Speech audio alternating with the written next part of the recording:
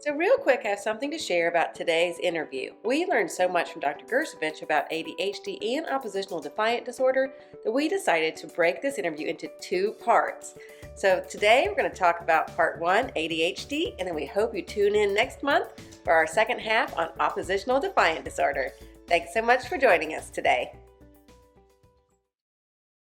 Well, we are really excited for Wonderful Works Talks today. We're going to be talking about some subjects that are really important to churches, especially in children's ministry and youth ministry, and that is how to serve students who have ADHD or ODD, known as oppositional defiant disorder. And we are thrilled to have Dr. Stephen Grcevich with us, founder and president of Key Ministry.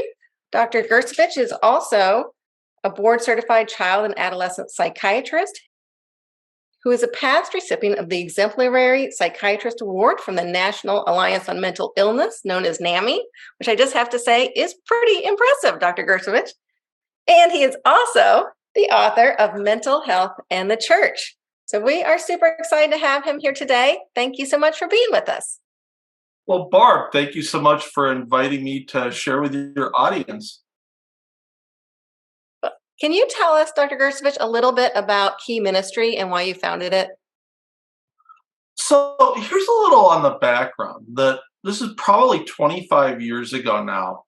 I was on the elder board at our church, and we had a cohort of families from the church who, after the fall of the Iron Curtain, went over to Russia and Bulgaria in particular, and adopted kids from these orphanages with, every manner of complex trauma, developmental disabilities, kids on the autism spectrum, kids with some pretty severe emotional and behavioral issues.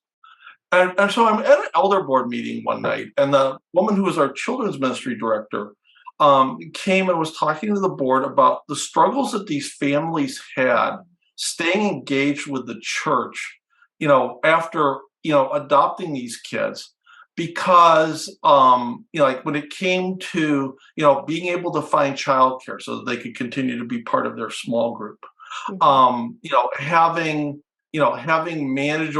manageable behavior in a large setting like church, that these families found that they couldn't go anywhere, they couldn't do anything, and staying engaged with the church was very challenging. Mm-hmm. So at the time, I'm running a fairly large child mental health group practice in suburban Cleveland. And I'm sitting there listening to this and kind of thinking to myself, I wonder how much of a problem this is for families who are coming through a practice like ours. Mm-hmm. And at the time, what we were probably seeing more so than anything else were kids with ADHD, kids with anxiety, kids with mood problems, kids on the high end of the autism spectrum. Mm-hmm. And so not in a format that like we would ever do for a research paper. Mm-hmm. Like over the next 3 months as families cycled through, I just, sort of informally asked mine one survey question. Did the problems that brought you to our practice impact your family's ability to stay engaged at your church or place of worship? Mm-hmm. And I was floored by some of the stories I started to hear. And so, as God would orchestrate these things, it was around that time that I had gotten involved with some research. It was some of the early research around Adderall, which was, at one point, it may still be in generic form, most commonly prescribed treatment for kids with ADHD in the United States. And so I was spending a lot of time for several years traveling and lecturing. And one of the things I would do as part of our introduction, like when I would go to a new place, is that I would say something in the introduction about the work that our church was doing with families who had kids with what we call hidden disabilities, mm-hmm. Significant emotional, behavioral, developmental, neurologic conditions where there weren't outwardly apparent physical symptoms. Mm-hmm. Our church started getting inundated with requests for help. Yeah. And so that 20 years ago last month, we started Key Ministry specifically with that as our focus. Helping churches to be able to welcome and include families who have kids with these hidden disabilities, as we describe them. Yeah, that is so important.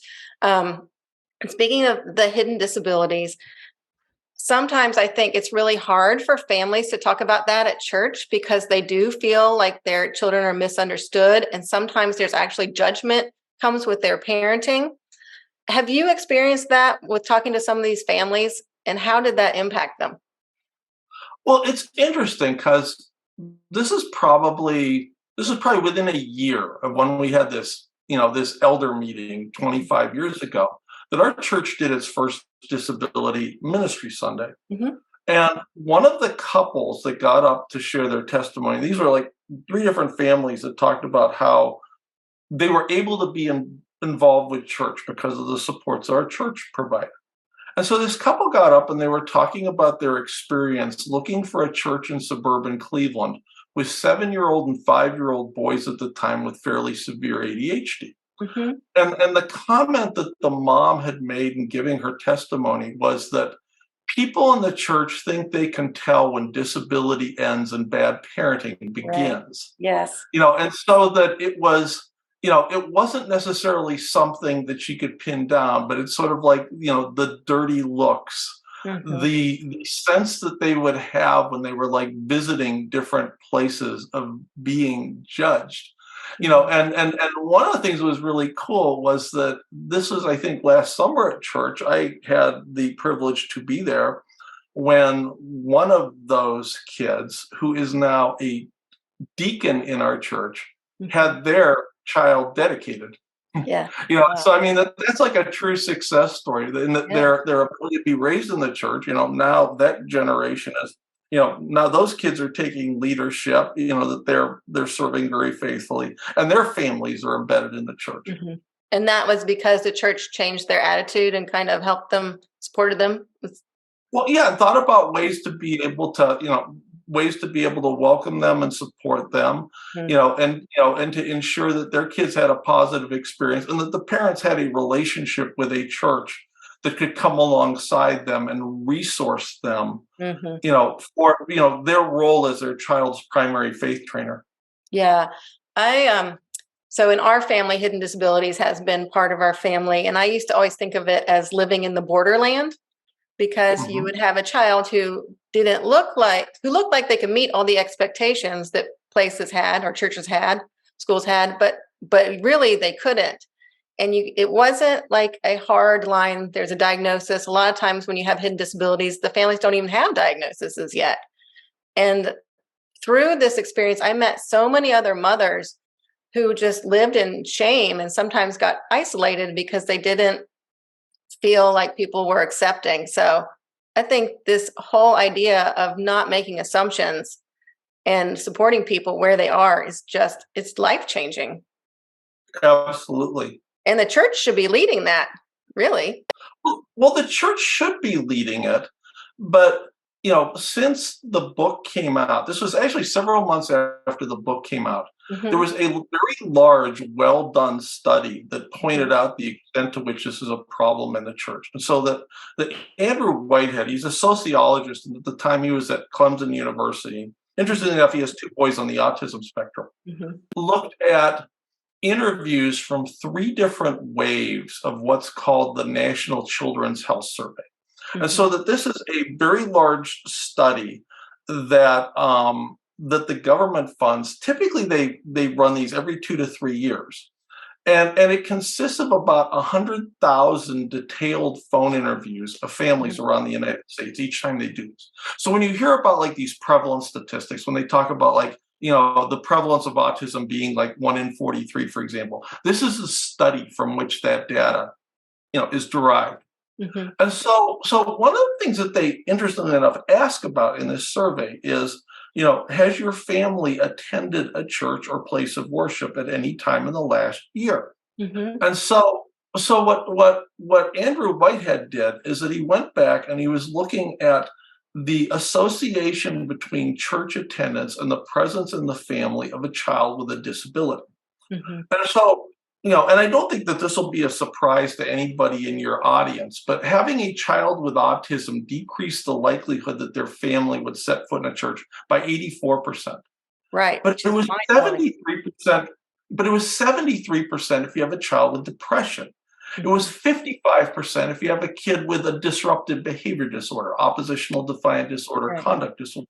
It's 45% if you have a child with an anxiety disorder. It's 19% if you have a child with ADD or ADHD. And so, while I think that the church has made some very significant gains in the last 10 to 15 years, particularly in terms of thinking about how we serve kids with intellectual and developmental disabilities, from an evangelism and outreach standpoint, the vast preponderance of children and teens with a significant disability that interferes with church attendance have a mental health-based disability.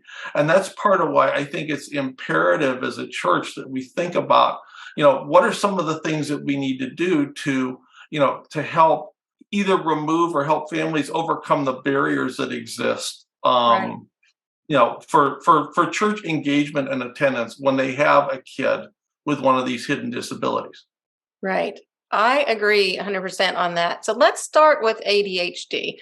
If you are a ministry leader and you feel like you have some students in your classroom who may have ADHD, what is it that they should know that would help them set those kids up for success?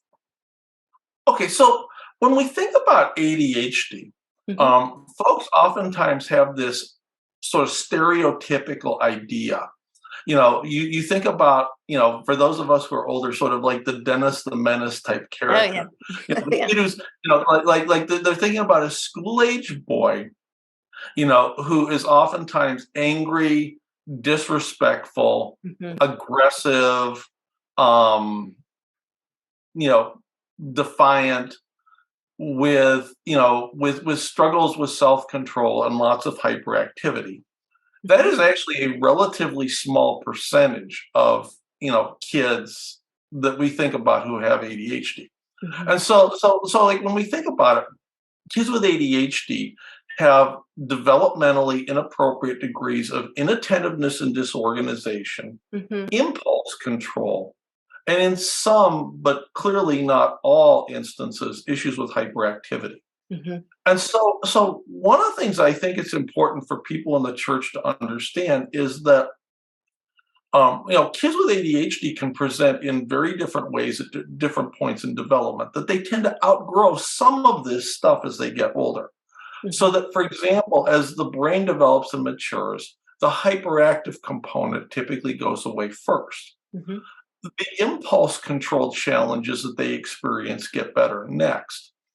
The kids who are like my long-termers that I'm following through college to their undergraduate degree, the primary problems tend to be things like motivation, organization, time management, planning, self-discipline, work completion. And so that the kinds of challenges that folks have in day-to-day living, when they have this diagnosis, change significantly over time.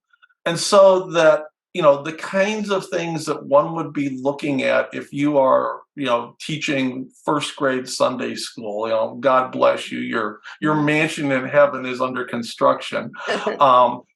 Versus the kinds of things that might be issues if you're if you're, a student pastor, or if you're, helping out with, the high school ministry or the middle school ministry at your church are very different. Okay. So you're saying that it's going to look different, not only in every person, but also throughout their lifespan. It's going to look different. Absolutely. Yeah. So that interestingly enough, again, people think about this as a little kid problem, but the last time I looked, 60% of the kids in my practice with ADHD were between the ages of 13 and 17. And the mean, median, and modal age that we were diagnosing kids for the first time was 13. And here's how, I have parents think about that part of what happens is, like, if you're a really bright kid in suburban Cleveland, you can be in la la land through about 5th grade and zoned out 90% of the time and still do real well in school.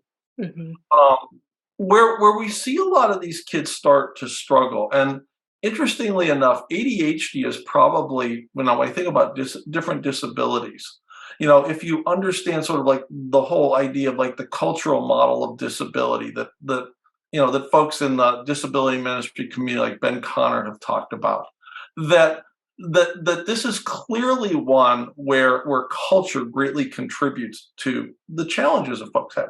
So that where a lot of my kids get into trouble is somewhere between about 7th to 9th grade academically.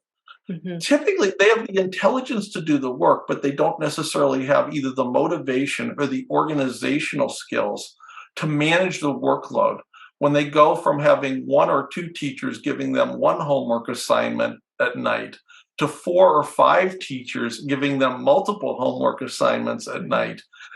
And when instead of like the fill in the blank math problem thing, that you're assigned a term paper to write, or you have a project where you have to have the self-discipline to work on it for 20 to 30 minutes every night for a couple of weeks. That's where a lot of our kids start to struggle very much. Interestingly enough, a lot of them, may not need treatment anymore, or we can treat them less aggressively in college, because in college you get to pick your major. And so 75% of your classes are in something that either you profess to be interested in or directly related to what you're doing for a living.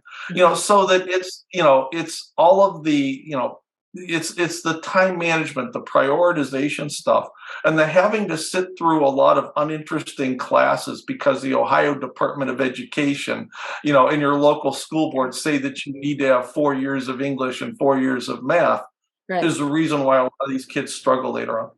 So when you say that culture contributes to this, are you meaning that the structures that are set in place and the lack of supports make it more difficult for people with ADHD? Absolutely. So talking a little bit about like the cultural model of disability, what people have argued is that for a lot of people who wrestle with disability, is the problem the way that person's brain works, or does the problem lie in the expectations that we have for how somebody is going to act or how they interact when they get together with other people, and the functional demands that they may experience either at school or on their job. Interestingly enough, there are at least 2 papers I'm aware of that have reported a disproportionate number of CEOs have ADHD. Because the ability to think about 15 things at once is really adaptive, and to think big picture when you have people around to clean up your messes. What I tell parents is that, that your child, there's a very good possibility they're going to be very successful, but I will not be hiring them to do my taxes, because the IRS tends to get like really upset, like when people miss deadlines. And so that for a lot of these kids, they can be extremely successful, in certain environments, certain activities, certain tasks. But if there's a mismatch between the way that their brain works and what the environment they happen to be in at that moment is demanding of them, that's when the condition becomes a disability and prevents them from being able to engage, in some of these important life activities. And, church very much being one of those for those of us who are involved with ministry. Yeah. So for churches, because they're going to have all different kinds of kids, how can they get different supportive environments for different kids? So how can they kind of overcome that obstacle? Okay. So let me back up a second to talk about, actually, there's a couple of things I'd like to talk about in response to that question. One of the things that we try to do, like when we work with churches, is that we don't focus on diagnosis, because, one of the things that we know because of some of the stigma associated with this is that families who tend to have kids with conditions like this don't self-disclose. Right. Secondly, a lot of kids who have, who are of, typical or high intelligence, who struggle with these disabilities, the last thing they want at church is anything that singles them out as being different.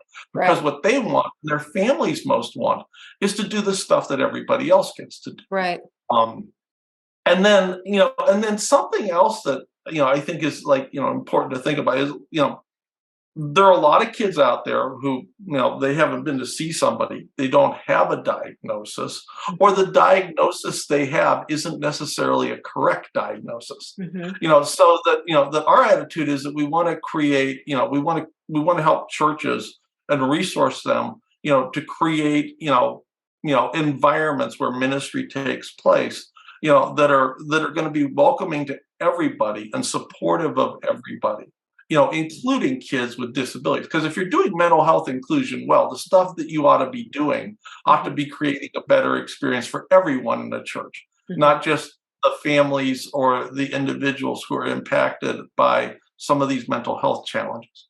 Right. Another issue that I think it's important to bring up before we kind of get into what does this look like when we start getting churches thinking about this, is that in my experience, it's very unusual for me to see a kid with ADHD who doesn't have some other, we use the term comorbid emotional behavioral problem associated with. So for example, we know that, statistically speaking, about 30% of kids with ADHD will also have an anxiety disorder. About 50% of adults with ADHD also have an issue with anxiety. In my practice, that probably runs about 85%. Because I see the kids where, the pediatrician or the primary care doc or, some other mental health person has started taking care of them. Things got worse as opposed to getting better. And it's because people didn't pick up on all of the other problems you oftentimes see, in association with ADHD.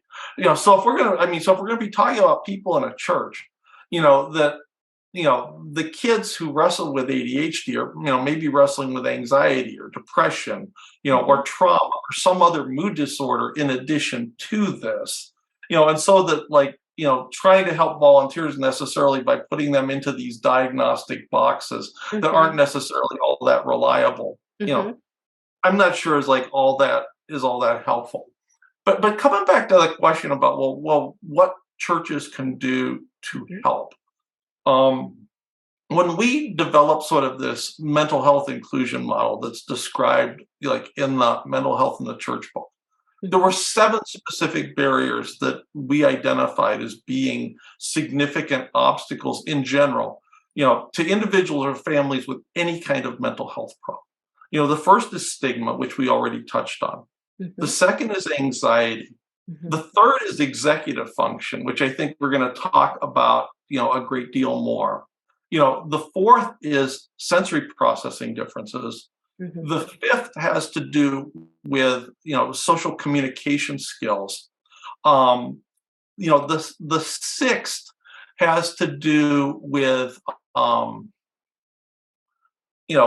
example, previous experiences of church, families' experiences of church, and so the ones that are most relevant probably for kids with ADHD would be stigma, executive functioning, and to a lesser degree, sensory processing for a lot of them.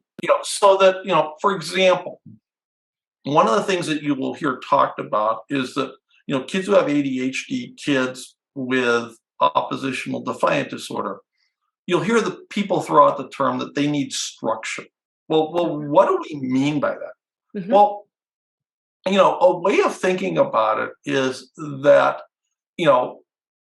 when kids are in a structured environment, what you're trying to do is you're trying to create environments that minimize the amount of information that they have to process at any given time so that they can focus on the things that are most important. So if I think about, and one of the explanations that I'll give for this, or illustration, and this would be a good cartoon maybe, in terms of what's going on with kids' ADHD, is that their brain is like my laptop, except that There are 39 apps running at any given point in time. They have 18 browser windows open. Right. One is streaming Netflix, one is streaming YouTube, and the third has ESPN. And so if you have a Mac, you get like the pinwheel of death, and if you're like a Windows person, you get the hourglass spinning around. And so what's going on with a lot of our kids with ADHD is that if they don't have if they don't have the RAM to be able to process as efficiently as other people, um, you eventually get the pinwheel of death when there's too much stuff going on around them. And so some of the kinds of things that we think about, when we consider this as a church is, what are some of the things in the immediate environment that would be likely to be distracting to a person who has ADHD? How do we minimize the amount of stuff that they have to process? How do you think about, adjusting your teaching in such a way that they're able to focus on the things that are most important, and take away some of the lessons and principles that, that we want them to get. Are they maybe more amenable to different discipleship kinds of strategies than like what we use with the general population? Yeah. So those are some of the kinds of things that we would think about, that could clearly be applicable, in that, when kids are struggling with self-control, one of the things that we oftentimes have to do is to decrease the amount of stimulation in their environment, Right. till they get to the point that they're not overloaded and can process, and devote their cognitive resources to the things that are most important. Yeah, I want to stop and go back to something you just said. So you had said maybe there's different types of discipleship methods that would work better for them. In your book, The Mental Health in the Church, I think there was a section where you talked about a group of boys who were having a really hard time focusing and doing group discussion in the circle format that we like to do at church, whereas all these quiet girls were doing fine. And you said, what difference would this make if the boys were unloading a truck or doing something active while they're talking? And I thought, that's brilliant. And these are the type of things I think we need to stop and think about and ask ourselves in ministry. What is it? How can we do this differently? And what impact would that have? Well, yeah, so that so some of the challenges that you're going to have with folks with ADHD is that, for example, you take a look at like the book of James, and it talks about the importance of, controlling one's tongue. Right. When folks have a condition such as ADHD that significantly impacts their capacity for impulse control and emotional self-regulation, that gets more difficult for them than other people. Right. That there are lots of places where you look at scripture, and the person who has some of these struggles oftentimes is going to come across, or look to others in the church as if maybe they're spiritually immature. One of the places where you tend to find a lot of folks with ADHD is that they're your church hoppers, because I tell people that they're the kids who, that they all get saved when they go off to like the middle school retreat, but like a week later they've fallen off the wagon and they're back into some of the bad things that they were doing before, once they are outside the context of like the environment where they had this, sort of like peak spiritual experience. And so one of the challenges is that people look at sometimes folks who struggle with this, and they tend to dismiss them for opportunities to serve or for opportunities to do ministry.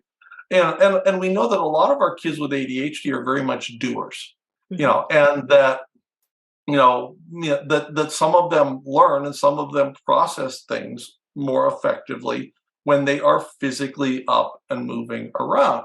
And so it's having like some of these kinds of understandings that maybe, if you understand that, not everybody's brain works exactly the same way, that all of these folks, per scripture, have gifts and talents that they've been given by God that were intended for use in building up the church and in building up the kingdom. It's just, it's us taking some of the things that we understand, from medicine and psychology, and being able to take those understandings to put people in situations where they can tap into those gifts and talents, and honor God through serving in that way. Yeah. So I want to go back and kind of unpack a little bit of that. So now, full disclosure, I have never been officially diagnosed with ADHD, although I will self-diagnose myself. I'm pretty sure I have it. And a lot of the things describe my life, but especially what you just said, in order to process something, I have to be moving. So if I am learning something, I have to type it out or write it, or I get up and I take a walk to problem solve all of my work, right? So if that is something that is common in other people, that may mean that if someone is really listening and trying to engage in what you're teaching them, they may need to somehow have that multisensory action in order to process it, right? But a lot of times in church, I think there's an expectation that paying attention looks like sitting still and being quiet. But that's not always the case. Well, it's, I'll cite a couple of examples of this. So that there was, interestingly enough, there was a very large Catholic parish, in an adjoining community to where I live that we were working with. This is probably 15 years ago, in part because they were alarmed that so many of their families were disappearing to Protestant churches, because they had kids with, some of these kinds of issues, who struggled to deal with some of the things that they're dealing with at the church. And the guy who was the executive pastor, when they were talking about like their kids with ADHD, referred to a group of, kids and adults as their quote unquote bathroom brigade. So that the way that their church was laid out, like that there was a big entryway. There were restrooms off of that on both sides. There was a glass wall, and then you would enter into the worship sanctuary through there. And that by the time they got toward the end of their mass, you would see the bathroom brigade that would be, watching the mass from out in the lobby through the windows, pacing back and forth because they had difficulty being able to sit through a 60-minute worship service, in an environment where they had like hard wooden pews. Right. Now here's the flip side to this. I remember seeing a kid. This kid was your classic 7-year-old, meets every symptom out of the checklist kid with ADHD, who, when I was trying to talk to his parents, literally started climbing the bookshelf in my office. And so, I'm talking, well, how does this impact your family's ability to do stuff? And they said, we can't go anywhere except for church. Which I thought like, are you kidding me? And they said, so they were going to this church that was established in sort of an old movie theater in like the town where they lived. And unlike the other churches in town, there was a fairly large area up front before the stage where they'd taken all the seats out. And that when they came to church during like the 20 or 25 minutes of praise and worship, their son could go up there, and just, sing and dance and hop around and jump anywhere. That's not a problem. And then the people the people who were, involved with their Christian education or Sunday school, that they would figure out ways to sort of one-on-one him or do some things specifically for him, to help him through that part of the service. So that again, I'm not sure that there's necessarily, one mode of worship, or one type of church. Like no church is going to be able to do everything to support everybody with every imaginable mental health condition. But every church can do something more than what they're doing right now, to welcome more people who have these struggles. So that, for example, like if you had a kid with ADHD who also struggled with sensory processing differences, the theater with the concrete floors and the loud worship band might not work so well for them. Right. Yeah. But one thing that every church can do is make sure that their expectations are not so rigid, right? So if they see someone is struggling, they can ask, why are they struggling and what do I need to learn? That's kind Yeah. of what I'm hearing. So for example, if you're a Sunday school teacher, Mhm. like, one of the things that we would encourage folks to do, again, knowing that parents are sort of sensitive and on guard because of the stigma thing when they're coming to church, Mhm. you know, is, that to share a positive and also say, well, maybe, you know, I observed that Damien has a very difficult time, Mhm. being able to stay focused when we were working on this activity. What kinds of things have you done at home that are helpful that we can try to do here, Mhm. and so that he has a great experience? That is really important. And something I want to kind of bridge on with that is you mentioned earlier, sometimes when you have children who don't meet the behavioral expectations a teacher may have at church, those are not the kids who are invited to serve a lot of times. But how incredibly important and changing is it if those kids are invited to serve in something that they excel in? Um, I think that, one of the things that is, like, a big issue for many of these kids when we start looking at sort of like the more like psychological or like therapeutic component of their care, is that a lot of them significantly struggle with self-confidence because, Right. of the difficulties that they have being able to meet the expectations, of the adults in their life, or their own expectations, because of their lack of follow through and self-discipline. Hmm.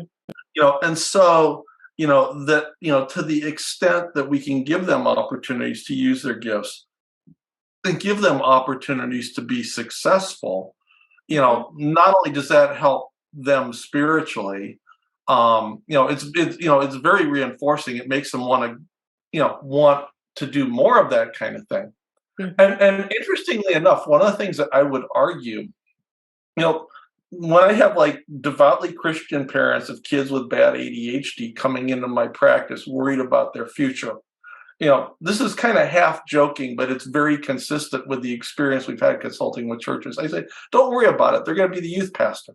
you know, Yeah, that's right. because, I That's have right. found that there is a significant overrepresentation of Yeah, folks who yeah, have ADHD in those kinds of positions. yeah, And interestingly, I've also found this is true in lead or senior pastors of yeah. churches, because, like what would be easier Hmm. for people with ADHD to do compared to their peers who don't have ADHD? Right. You know, that, for example, a lot of us are very reticent about sharing our faith with other people. Hmm. You know, to be able to go up and, like, to be able to preach a sermon in front of 500 or 1,000 people, or, to freely share their faith in that way without thinking about all of the reasons why they shouldn't, is Yeah. really helpful for folks in a Right. ministerial position.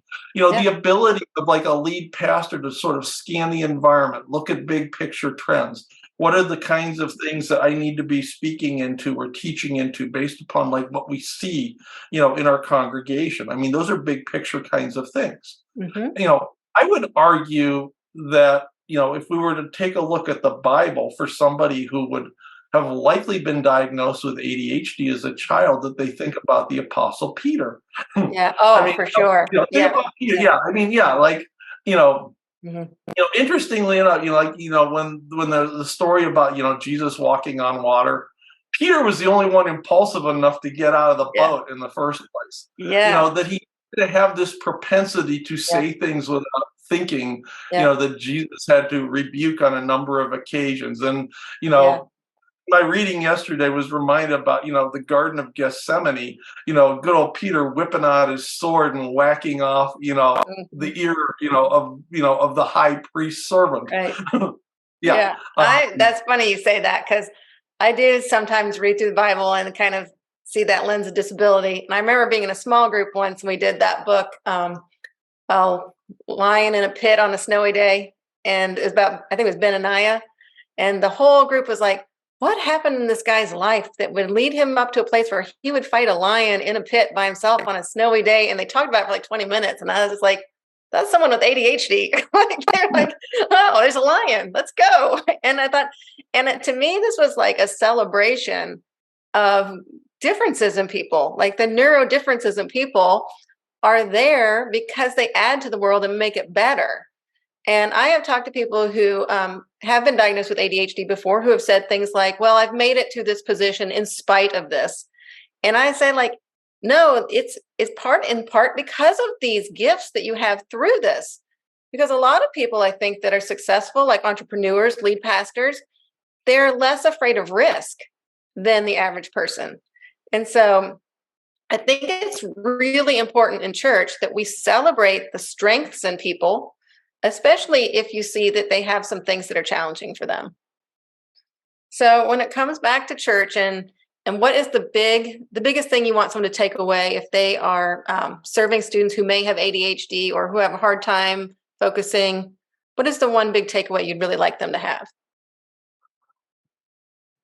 I think that the big takeaway is that these are folks who have gifts and talents, Mm-hmm. and oftentimes very substantial gifts and talents that they've been given for the kingdom, and that part of our job, like when we're serving in like leadership or a key volunteer position, is to try to think about, how do we create the kinds of environments, the kinds of ministry experiences, and that this can be things like thinking about the sensory environment.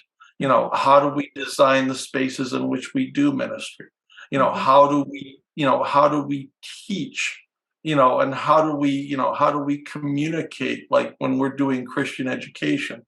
What kinds of opportunities do we create for them to serve? That I think that we should stop thinking about kids necessarily or pigeonholing them into disorders, and in light of some of the data coming out about how hard it is for they and their families to attend church, are there non-essential things in Christian culture that we can take a look at, to make it easier for them to to come to a worship service, and to be engaged in all of the other activities that we do when we get together as church. So let's switch gears here for just a second, and let's start talking about oppositional defiant disorder.